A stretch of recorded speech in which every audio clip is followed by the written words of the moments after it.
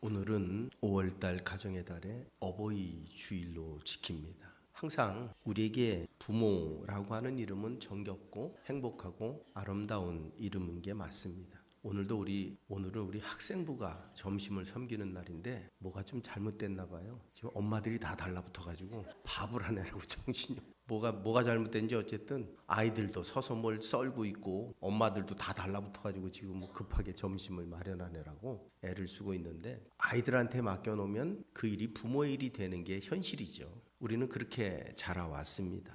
그런데 언제부턴가 이 시대가 그 부모의 공로를 잊어버리고 살아가는 시대가 되어지지 않았나 싶습니다. 들어오다 보니까 꽃을 하나 달아주시더라고요. 이 꽃이 무슨 의미인지 모르지만 어쨌든 달아주길래 달고 왔습니다. 우리에게 어쩌면 우리가 드려야 될 꽃, 그것은 우리의 삶이고 우리가 사는 행복이 부모에게는 가장 큰 꽃이 질 수 있을 줄로 믿습니다.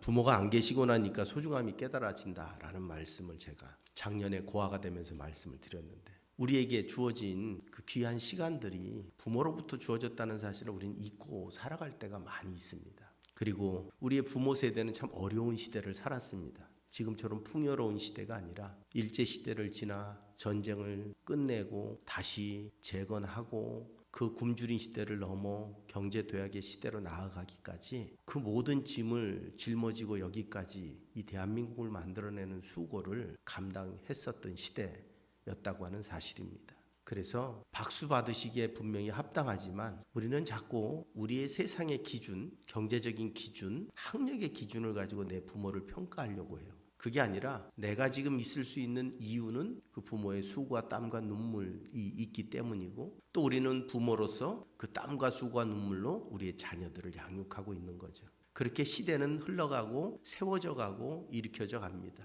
우리 70세 이상 어르신들, 하긴 시골 교회에서 70세가 청년이라는데 우리 교회는 그나마 그렇지 않아서 다행이고 감사의 박수 한번 쳐드리면 좋겠습니다.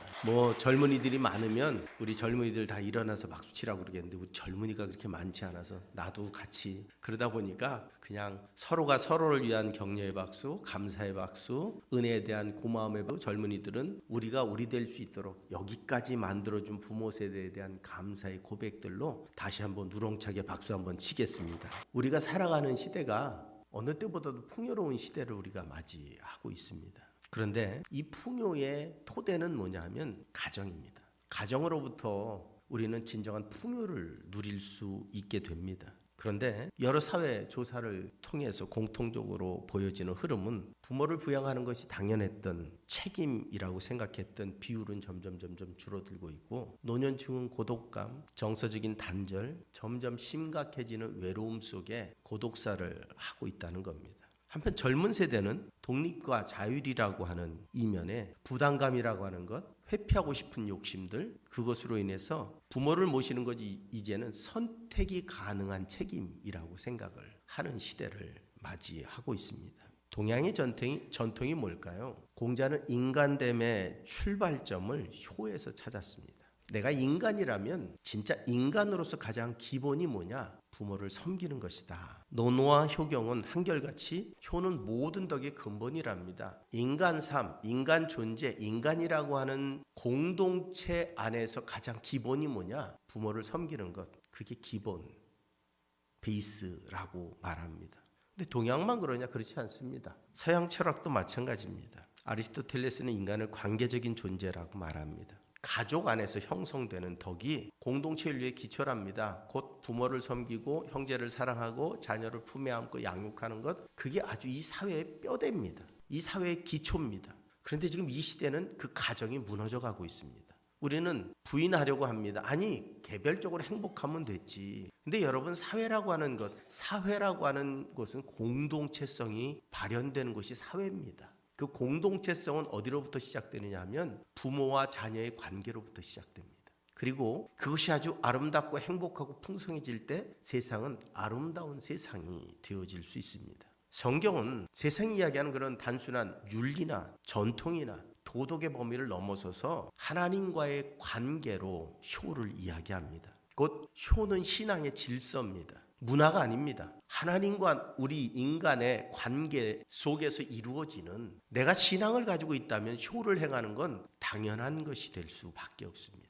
오늘 에베소 6장 1절로 4절까지 말씀을 읽었습니다. 디트리 보네퍼는 공동체 그리스도 안에서 서로에게 맡겨진 존재들이라고 말합니다. 우리가 서로를 선택한 관계는 아닙니다. 하지만 하나님께서 맡겨주신 관계입니다. 무슨 이야기냐면 자녀는 부모를 선택해 태어난 게 아니죠. 부모도 마찬가지입니다. 자녀를 선택해서 출산한 게 아닙니다. 하나님께서 서로에게 맡겨주신 관계입니다.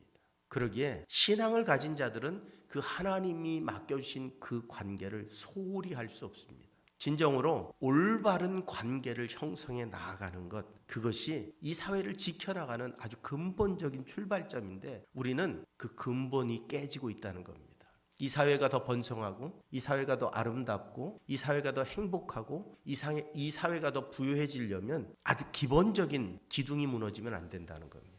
오늘 우리는 부모를 섬기는 것이 마치 자랑인 것처럼 생각합니다. 아닙니다. 그건 당연한 의무입니다.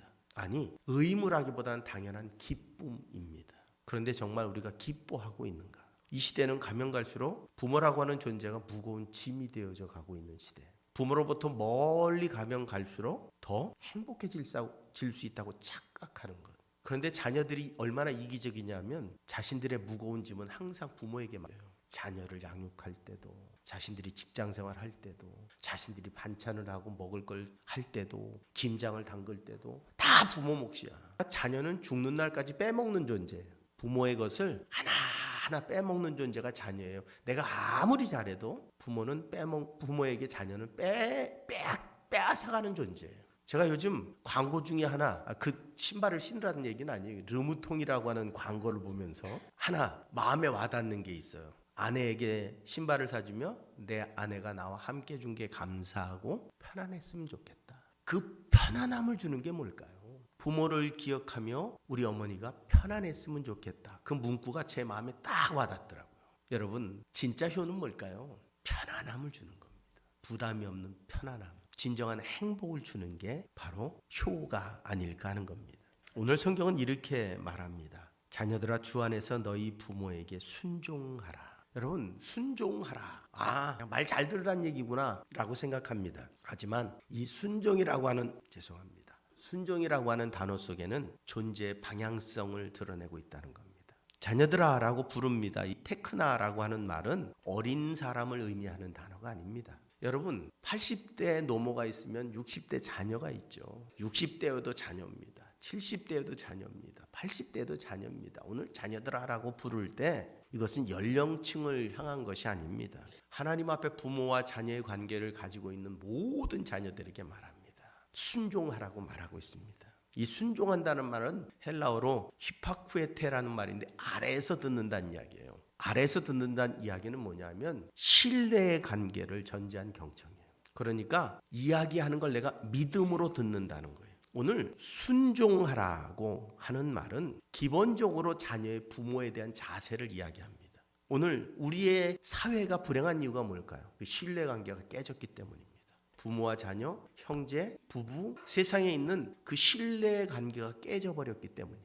특별히 부모와 자녀는 서로를 위해 생명을 내어줄 수 있는 존재임에도 불구하고 그 신뢰관계가 깨져버린 거예요.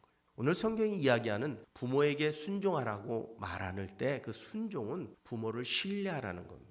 믿어야 따라갈 수 있어요. 믿어야 그 말에 내가 동의할 수 있어요. 오늘 어린아이까지도 그럽니다. 엄마가 뭐라고 얘기하면 챗GPT 켜놓고 이게 맞는 말인가 틀린 말인가 찾아보고 이거 틀린 말이네? 신뢰의 관계가 무엇인가 고도화되는 문화 속에서 사랑으로서의 관계가 아니라 지식으로서의 관계로 바뀌어가고 있다는 거예요.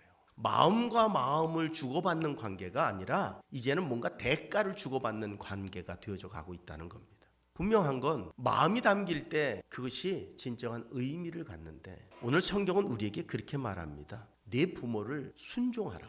이야기는 내 부모를 신뢰하라는 이야기예요. 믿으라는 거예요. 나를 사랑함을 믿고 내게 좋은 것을 주심을 믿고 나를 지금까지 좋은 것으로 양육해 주었음을 믿고 그리고 사랑하라는 겁니다.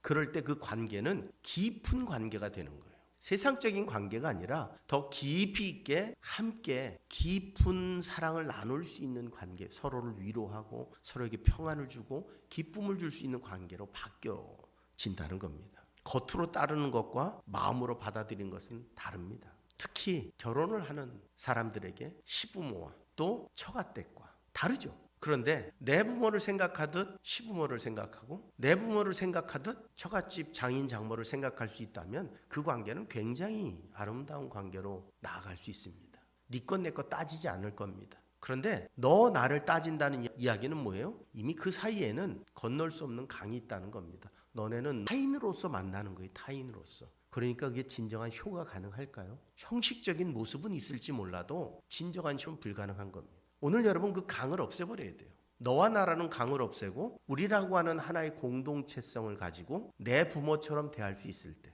그 마음이 그 부모를 향해 나아갈 수 있을 때 그 가정이 행복한 가정이 되어질 수 있다고 하는 사실입니다. 오늘 그 일을 믿는 자들에게는 주 안에서 너희가 순종해야 된다는 겁니다. 내가 순종하는 게 부모를 향한 행위처럼 보이지만 믿는 자들에게는 그리스도를 믿는 믿음의 신앙의 표현이라는 거예요. 예수 믿으면서 부모에게 효할 줄 모른다? 그건 예수 믿는 게 아니라는 겁니다. 내가 예수를 믿는데도 불구하고 내 부모를 우습게 여긴다? 그건 예수 안 믿는 거라는 거예요. 내가 부모에게 효를 행하는 것은 믿음의 고백이라는 거예요. 세상이 이야기하는 단순한 관계 설정이 아니라 내가 믿는 자로서 당연히 하나님을 바라보는 자로서 당연히 내 마음 깊은 곳으로부터 내 부모를 신뢰하고 존경할 수 있어야 된다는 거예요. 그때 진정한 효를 행할 수 있으면 성경은 우리에게 말씀해 주는 것인 줄로 믿습니다. 복음은 우리의 삶의 중심을 하나님께로 다시 재배치하는 겁니다. 하나님께로 다시 돌아가 내 중심이 하나님께 서 있으면 어떻게 해요? 부모는 하나님 같은 존재인 거예요. 내게 생명을 부여한 존재인 거예요. 그렇다면 네 부모 내 부모 따질 게 아니에요. 여러분 부부는 하나랍니다. 촌수가 없어요. 부부는 부모와 자녀가 일촌이에요. 부부는 촌수가 없어요. 그러므로 섞인 물은 어떻게 해요? 하나의 물이 되는 거예요. 그 물줄기를 흘러보내게 한 그 생명의 근원은 우리의 것이 되는 거예요. 시부모가 아니고 장인 장모가 아니라 처가댁이 아니고 시댁이 아니라 우리 가정이 되는 거예요. 그럴 때 우린 진짜 사랑할 수 있게 되는 거예요. 진짜 효도를 행할 수 있고 진짜 섬길 수 있게 되는 거예요. 여러분 양쪽 집안이 다르잖아요. 그렇죠? 여건이 다르고 환경이 다르고 조건이 다르잖아요. 어디는 잘 살 수 있고 어디는 못 살 수도 있잖아요. 공평한 게 좋은 건가요? 그게? 자꾸 공평하려고 하지 마십시오. 조금 어려운 것은 더 많이 도와줄 수 있고 조금 괜찮은 것은 좀 덜 도와줘도 되는 거예요. 문제는 사랑이 있느냐 없느냐의 문제입니다. 여러분의 마음속에 그 하나님의 사랑이 존재하기를 소망합니다. 부모에게 순종하는 것, 그것이 옳은 것이라고 성경이 기록하고 있습니다. 단순하게 도덕적으로 맞다는 뜻이 아닙니다. 하나님의 창조 질서와 조화를 이루는 상태를 의미하는 겁니다. 하나님이 우리를 지으신 모습, 하나님이 우리를 지으시고 아름답다고 여기신 그 모습이 우리에게서 나타나는 게 언제냐? 내가 부모에게 진심을 다해 순종하며 사랑할 때, 그때 하나님 보시기에 좋다라고 말씀하시는 상태에 이른다는 겁니다. 우리는 믿음으로 우리에게 주어진 세상의 여러 가지의 장애물을 뛰어넘은 사람들입니다. 우리가 살아가는 삶 속에 우리에게 다가온 모든 장애물을 믿음이라고 하는 단어를 가지고 뛰어넘은 존재들이에요. 그렇다면 오늘 우리는 시댁이라고 하는 단어, 처가댁이라고 하는 단어의 그 담장도 뛰어넘어갈 수 있어야 돼요. 그리고 우리 가족이 될 수 있어야 돼요. 그때 우린 진짜 우리의 마음을 다해 사랑하는 삶을 살아갈 수 있게 될 줄로 믿습니다. 그때 성경이 말씀하시는 주 안에서 순종하라는 말이 우리 안에 성취되는 창조의 역사가 우리 안에서 이루어지는 은혜를 누리게 되어질 줄로 믿습니다. 두 번째로 공경하라고 오늘 말씀하고 있습니다. 내 아버지와 어머니를 공경하라. 부모를 공경하는 게 뭐라고 말씀하고 있느냐 하면 약속이 있는 첫 계명이다 라고 말합니다. 여러분 10계명을 보면 1계명부터 4계명까지는 하나님과의 관계를 이야기하는 계명입니다. 그리고 다섯 번째, 인간과 인간 사이에 이루어질 규정을 지어놓은 다섯 번째 계명이 그 첫 번째 계명인데 그게 뭐냐면 네 부모를 공경하라는 거예요. 곧 우리가 하나님과의 관계가 온전한 자는 가장 먼저 내 생명의 근원인 부모를 향한 자세가 올바라야 된다는 거예요. 그게 안 되면 나머지 이야기는 아무 의미 없는 이야기예요. 내 부모도 사랑 못하는 사람이 이웃 사랑을 이야기하고 내 부모도 사랑 못하는 사람이 이웃에게 선한 일을 이야기하고 내 부모에게 나를 내어줄 수 없는 사람이 뭐 정의를 얘기하고 올바름을 얘기하고 그 말 같지 않은 소리들 하지 말라고. 내 생명의 근원인 부모에게조차 못하는 사람들이 무슨 이웃을 사랑하고 동물을 사랑하고, 이게 말이 되는 얘기라고 생각하세요? 그러니까 우리가 하나님의 십계명의 인간을 향한 계명의 첫 출발이 뭐냐면 부모를 대하는 자세예요. 부모를 올바르게 대하지 못하는데 여섯째 계명, 일곱째 계명, 여덟째 계명, 아홉째 계명, 열째 계명은 말도 안 되는 이야기예요.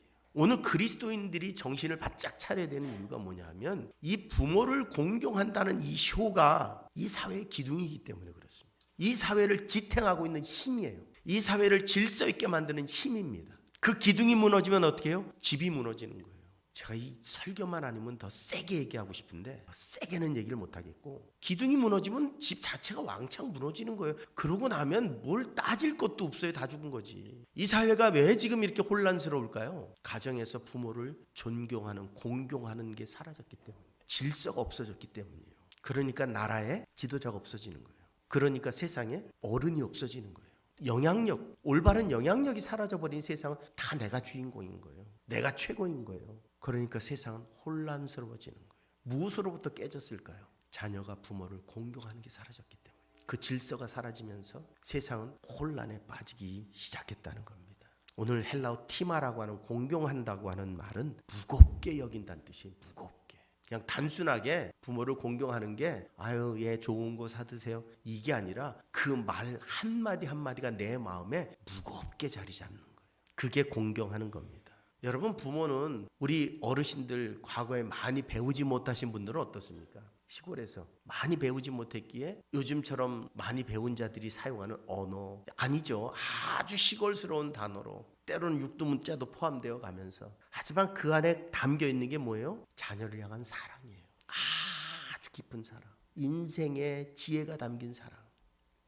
근데 우리는 많이 못 배웠다고 무시해요. 내가 많이 배웠다고 잘난 줄 알아요. 아니요. 그 부모의 작은 말을 무겁게 여길 줄 아는 사람은 세상의 그 어떤 이야기도 신중하게 듣고 신중하게 행동할 수 있는 능력을 가진 사람으로 바뀔 겁니다. 오늘 성경은 우리에게 공경하라고 말합니다. 단순하게 예의를 갖춘 수준이 아닙니다. 어떤 이야기든 내 삶에 가볍게 흘려보내지 않고 그 존재의 무게감을 인정하는 삶을 살아간다는 거예요. 오늘 성경은 우리에게 그렇게 너희의 부모를 무겁게 여기라는 거예요.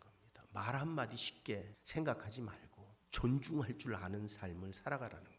원래 집집마다 장남들이 좀 그런 성향이 있어요. 그렇죠? 집집마다. 저희 집도 저희 큰형은 아버님 말하면 한마디도 대꾸가 없어요. 네, 대개가 그래요, 장남들이. 근데 막내들은 대개 저항정신이 강해요. 뭘 시켜도 그냥 듣는 법이 없어요. 아 왜요? 아 왜 해야 돼요? 안 하면 안 돼요. 막내들은 보통 그래요. 근데 장남들은 대개가 네 뭐라고 해도 때로는 그 말이 틀릴 때도 있어요. 저건 아닌데. 그래도 그 앞에서 그건 아닌데요라고 말을 못해요. 나오면서 아닌 것 같은데. 그럼 제가 뒤에 아니면 아니라고 얘기를 해. 왜 그냥 나오냐고. 제가 들어가서 그건 아닌 것 같은데요. 그러면 이렇게 쳐다보시고 말아요. 그러니까 우리 사회의 장남이라고 하는 존재들은 나도 모르게 그냥 그런 무게감을 짊어지고 살아가죠. 근데 그 무게감이라는 게, 여러분, 그 무게감이라는 게 나를 부끄럽게 하거나 부족하게 하거나 모자라게 하지 않습니다. 결국 존경받게 하고 진중하게 인정받게 하는 삶으로 바뀌어지는 거예요. 오늘 이 시대 우리의 부모의 말을 너무 가볍게 여깁니다. 너무 다 똑똑해져서 인생을 살아온 삶의 지혜를 너무 우습게 합니다. 여러분, 우리가 그 부모의 지혜를 얻고 듣고 무겁게 생각할 수 있으면 우리 인생이 바뀔 겁니다. 왜냐하면 우리 어른들의 살아온 삶의 지혜가 담겨 있기 때문이에요. 그건 우리가 경험해보지 못한, 아직 젊은 세대가 아직 경험해보지 못한 일을 경험해 온 삶으로 던져주는 이야기예요. 근데 단지 용어가 달라요. 우리처럼 고상하고 아름답고 문학적이고 시적으로 던지는 게 아니라 육두문자가 포함된 얘기로 농담하시 집어 던지니까 그런가 보다. 또 시작했네. 잔소리라고 생각하지만 깊이 생각해보면 그게 인생의 지혜가 담긴 이야기들이 많다는 겁니다. 오늘 바울은 부모를 공경하는 게 약속 있는 첫 계명이랍니다. 드와이트 무디는 이 계명을 가리켜서 사회가 무너지지 않도록 붙들고 있는 기둥이라고 표현을 했습니다. 효는 사회가 무너지지 않게 붙들고 있는 기둥이랍니다. 그때 오늘 성경이 이야기합니다. 내가 잘되고 땅에서 장수하리라. 오늘 이 이야기를 개인적인 이야기로 들어요. 내가 이제 장수하고 복 받는구나. 아니요. 이 땅에서 잘되고 장수한다는 말씀은 공동체성을 가진 말씀입니다. 그래서 사회가 번성해질 수 있다는 거예요. 부모를 공경하는 그 단 한 가지 뭐 별거 아닌 것 같은 그게 이 사회를 든든하게 잡아줄 수 있다는 거예요. 이 사회의 질서가 잡히고 이 사회가 그렇게 언어의 영향력을 가진 그 역사들로 만들어질 때 이 사회는 단단하게 굳건하게 세워가는, 그래서 번성하는 역사들이 나타날 수 있게 된다고 말하고 있는 겁니다. 부모를 공경하는 것이 단순하게 그냥 나의 사랑의 표현이라고 생각하지만 그 부모를 공경하는 모습이 대를 이어서 내 자녀, 여러분 우리의 자녀에게 뭘 가르칠 수 있을까요? 내 삶밖에는 못 가르쳐요. 내가 살아온 인생 말고는 가르칠 게 없어요. 내 자녀들은 뭘까요? 내가 집에서 말하는 거, 내가 집에서 행동하는 거, 할머니한테 가서 어떻게 하는지, 우리 엄마가, 우리 아버지가 어떻게 행동하는지를 보고 따라하는 거예요. 나중에 무슨 소리 들을까요? 우리 자녀들한테. 야, 넌 왜 나한테 그래? 그러면 나중에 자녀들이 이렇게 얘기하면 엄마도 그랬잖아 할머니한테. 근데 할 말이 없는 거예요. 아빠도 그랬잖아 할아버지한테. 그때 할 말이 없어지는 거예요. 사회가 그렇게 혼란스러워지는 거예요. 그런데 그 존중함의 대가 이어질 때 이 사회는 번성하고 형통케 되는 역사가 일어납니다. 이동훈 목사는 가정이 무너지면 교회도 무너진다고 이야기했습니다. 이 말은 단순한 경고가 아니라 신앙 공동체의 구조를 잘 짚은 이야기입니다. 오늘 성경은 우리에게 다시 말합니다. 내 아버지와 어머니를 공경하라. 이것은 약속 있는 첫 계명이다. 공경할 때 너희가 땅에서 잘되고 할 것을, 장수할 것을 말씀합니다. 그러면서 마지막에 4절에 갑자기 전혀 다른 이야기가 나오죠. 그게 뭐냐 하면 또 아비들아 너희 자녀를 노엽게 하지 말고 오직 주의 교훈과 훈계로 양육하라고 말합니다. 갑자기 부모를 공경하라는 얘기 하다 말고 아비들아 그러면서 내 자녀를 양육하라고 말씀합니다. 이 이야기, 여러분 아비들이라고 표현되는 이 바울이 살던 시대의 아비들은 절대적인 권위를 가진 존재들입니다. 자녀의 생사까지도 책임질 수 있는 존재들이 이 아비들, 권력자들이었다고 말할 수 있습니다. 그런데 오늘 너희 자녀를 노엽게 하지 말고 오직 주의 교훈과 훈계로 양육하랍니다. 권위는 주장이 아니라 살아내는 것이란 의미입니다. 복음은 권위를 압력. 여러분 우리가 부모로서 때로 실수하는 게 그거죠. 쟤는 내 말을 안 들어. 쟤는 도대체 내 말을 안 들어. 쟤는 누구 닮았는지 몰라. 나 닮았어요. 뭘 누구 닮았는지 몰라. 나 닮았지. 나하고 똑같지. 쟤는 누굴 닮았어요. 그러면 부부가 서로 당신 닮아서 그래.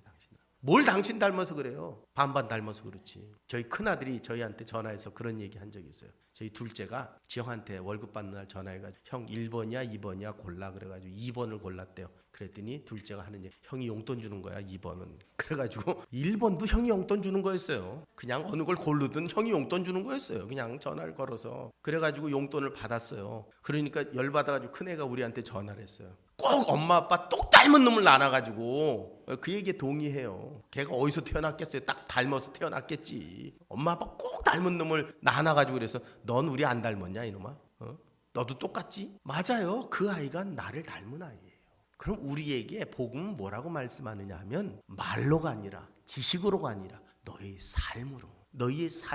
그래서 복음은 뭐라고 말하느냐? 권위라고 하는 것, 부모의 권위라고 하는 것을 사랑으로 바꿔 이야기해야 된다는 거예요. 섬기는 모습으로, 사랑하는 모습으로, 네 삶으로 너희 자녀를 가르칠 때 그 자녀들이 너희의 삶을 보고 너희가 말하는 것을 받아들일 수 있다는 거예요. 야, 친구하고 잘 지내? 그래놓고 난 맨날 친구하고 싸워. 그러면 그 자녀가 엄마가 친구하고 엄마나 싸우지 마 그러지. 그러니까 우리가 우리의 권위를 세우는 방법은 내가 말한 대로 사는 거예요. 이게 참 어려운 이야기예요. 내가 말한 걸 살아낸다는 게 얼마나 힘든지 몰라요. 그런데 우리의 말에 권위를 가지려면 내가 말한 대로 살아야 돼요. 그럴 때 우리의 자녀들이 그 말한 것을 지키는 삶을 살아갈 수 있게 되어진다는 겁니다. 오늘 복음은 우리에게 부모를 공경하란 말만 하는 게 아니에요. 너희가 부모된 자로서 과연 우리의 자녀에게 무엇을 물려줄 것이냐. 너희 삶으로 너희 부모를 공경하라는 거예요. 순종하라는 거예요. 그럼 너희 자녀들에게 그 말은 권위가 되어져서 너희 자녀들도 너희를 공경하고 순종할 것이라는 거예요. 다른 말씀을 드리는 게 아니에요. 절대로 배우지 않은 걸 할 수 없습니다. 배우지 않은 걸 따라갈 수 없어요. 배워야 할 수 있어요. 누구에게서 배울까요? 부모에게서 배워요. 그런데 이 시대는 어떻게 해요? 태어나면 유치원 가는 것부터 시작해서 학원 가는 걸로 몰래 부모와 나와 만날 수 있는 시간이 별로 없어요. 그래서 부모에게서 배울 수 있는 게 없으니까 어떻게 친구들 사이에 배워가는 거예요. 그냥 저희 둘째가 태어나서 어린이집 가기 전엔 김치를 잘 먹었어요. 근데 어린이집 다닌 다음부터 김치를 안 먹어요. 왜 안 먹냐? 그랬더니 친구들이 아무도 안 먹는데요. 그때부터 김치를 잘 안 먹으려고 해요. 그러니까 여러분, 우리는 우리의 자녀들하고 만나는 시간이 짧을수록 우리 자녀들에게 집중적으로 내가 무엇을 가르쳐야 될지를 분명히 준비해야 돼요. 그 자녀들은 그냥 자라는 게 아닙니다. 부모가 주는 양식을 먹고 자라는 거지. 부모가 주는 경험을 먹고 자라는 거지. 부모가 주는 지혜를 먹고 자라는 거지. 그 자녀들은 알아서 자라는 게 아니에요. 알아서 자라기 때문에 알아서 자라겠지. 세상에 맡겨놓았기 때문에 그 아이들이 어떻게 해요? 세상의 방법밖에 모르는 거예요. 그러니까 진정한 사랑을 모르는 거예요. 오늘 성경은 우리에게 진정으로 그 자녀들을 온전하게 양육하랍니다. 노엽게 하지 말랍니다. 반복적으로 억압하고 일관성 없는 태도, 사랑 없는 통제로 경계하지 말라는 거예요. 진정으로 너희 자녀를 신뢰해 주라는 거예요. 믿음으로 그들에게 너희 삶으로 가르치라는 겁니다. 그러면 그 자녀들은 그 부모를 따라 똑같은 모습으로 자라나게 될 것을 말씀하고 있습니다. 오늘 효에 대해 말합니다. 그 효는 단순하게 부모를 잘 공경하는 수준이 아닙니다. 성경은 그 효는 이 사회의 기둥이라고 말합니다. 그 기둥이 무너지면 이 사회는 무너지는 겁니다. 그런데 한국 사회는 효에 대해서 아주 깊은 효에 대한 관념을 가지고 있는 사회입니다. 그런데 언제부턴가 그것이 무너져 가고 있습니다. 금이 가고 있고 조금씩 깨어져 가고 있습니다.